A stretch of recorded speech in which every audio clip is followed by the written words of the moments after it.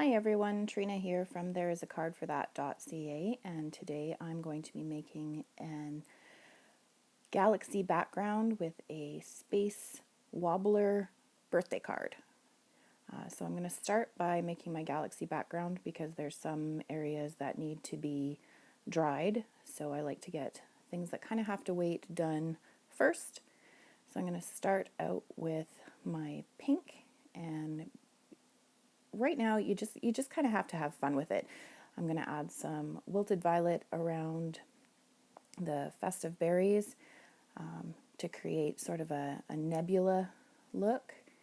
And I'm actually going to end up cutting this panel down because this is for this week's MFT sketch challenge. So I only need about 2 inches of the galaxy, so I'm going to end up cutting this in half, and then I can use the other half for another project later on, or put something on it and make it into a bookmark for one of my daughters. And so I'm just adding a bunch of color. I like to use really, really bright colors so that when you go over it with the darker colors, those bright colors will still shine through to give it that deep space look. So I'm going over again with the wilted violet just to darken up some of those areas, and go over the pink a little bit because it was a little brighter than I wanted. Next I'm going to go in with some hickory smoke. Now you don't really have to add a gray over top. I like to, just to make sure that the paper is really saturated, and I like to get a good blend over everything. And then that way, if there's any harsh lines when you do add your darkest color, they sort of blend out and it doesn't look as harsh, if that makes sense.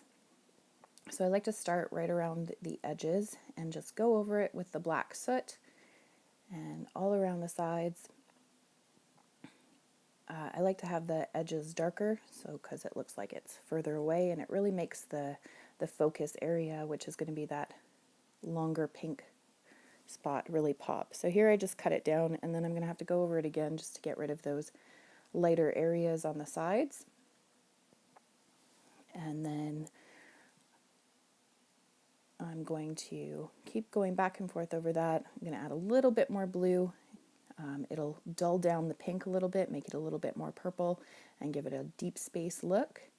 Then I'm going to spritz it with my distress sprayer and let that sit for a couple seconds. I usually wait 15 seconds maybe, and then pat it off with a clean paper towel. Here I'm using the Copic opaque white, and I just put a little bit on one of my acrylic blocks and add a bit of water, mix that up with my paintbrush, and then just flick over the side. If I was doing a big panel or like a big piece, like a full piece of paper, and I was going to end up cutting it down, I'd put it in my box so that I don't get splatter everywhere. And then here I'm going to stamp this little astronaut from MFT's Space Explorer and the little spaceship with Memento Tuxedo Black ink because I'm going to color them with Copic markers. I'm just going to go off camera for a second here and cut them out with my Brother 2 Scan and Cut. They look just like I used coordinating dies. I absolutely love the Scan and Cut. I do have a quick look video showing me using the Scan and Cut, and I use it for everything. It saves me so much money on dies.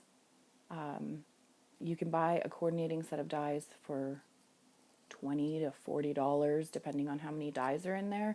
With the Scan and Cut, I can make my own little scenes and single layers with masking, and it'll cut around those as though I had a coordinating die.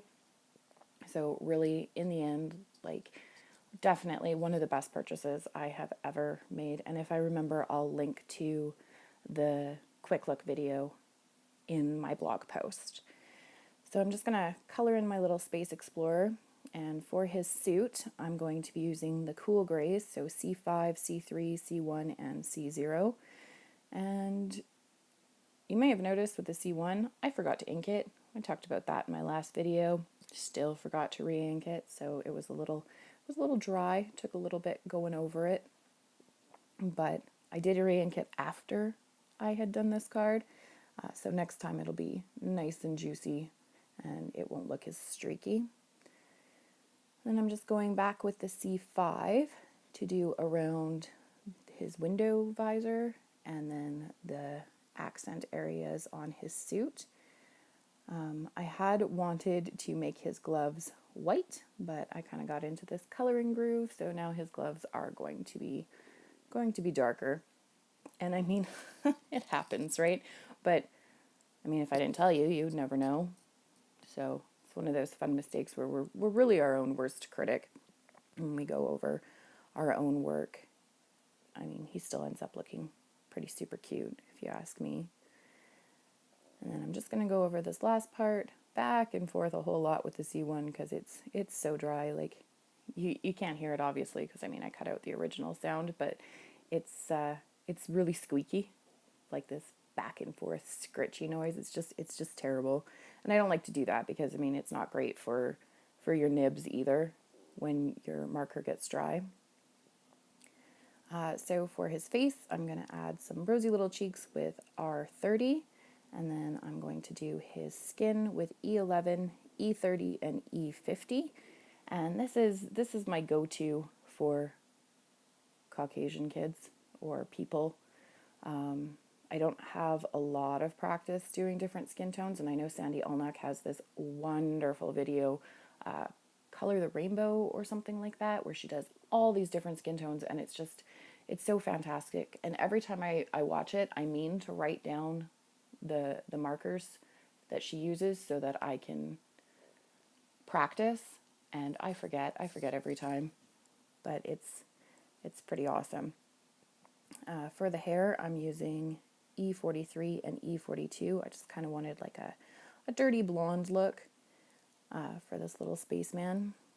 And then for the ship, I'm going in with those same cool gray markers. And then for the window, I'll use BG10 and BG70. And that's not a combination that I've used a lot. I was watching a Lawn Fawn video, and Kelly Marie, then she used that one for glass, and I think she was coloring a spaceship or something like that quite recently, and it turned out so fantastic that I just had to give it a try. I remember to write that one down, so that's good. I'm just going through, and here you can see, like, it's so dried out. It's just terrible. The coloring for this one is pretty simple. Like, there's not a lot. I like to keep as few colors as possible going on, especially in the smaller images. Blending with a lot of colors on small images just doesn't really make a difference, if that makes sense. Like, the spaces are too small to really see what's going on there. And then I'm just going to go around the window frame with the C3. And then I'm going to start putting my card together.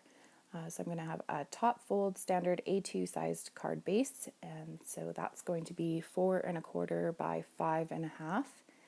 And I'm going to add a black piece for this, about 1/4 inch on the left side of the galaxy. And so I'm just going to use my little tape runner from the dollar store and put that down, and I'm just going to line it up using the lines on my grid mat, just so that I can get it nice and straight. Like, there's nothing worse than seeing a card at the very end that you've done and something's crooked. It's so frustrating. Like, so beyond frustrating. So the grid mat, if you don't have one with lines, I highly recommend one. It's very, very handy. And I'm going to adhere the galaxy panel down as well, right over top, leaving about 1/4 inch of the black showing. And then I can start putting together my little space scene. So I'm going to have the ship in the background, and I'm going to adhere that flat with my glue runner. And then I decided that he probably needed to be attached to the ship, like with that air hose or the cable that they use to pull them back in case they get too far away. So I'm just going to add a little bit more adhesive onto the back and use a piece of gray baker's twine to tack that down, and then trim this up a bit because his hose definitely doesn't need to be quite that long.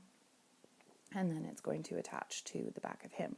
But he is actually going to be put up on an Action Wobbler, and I've used a couple of these before.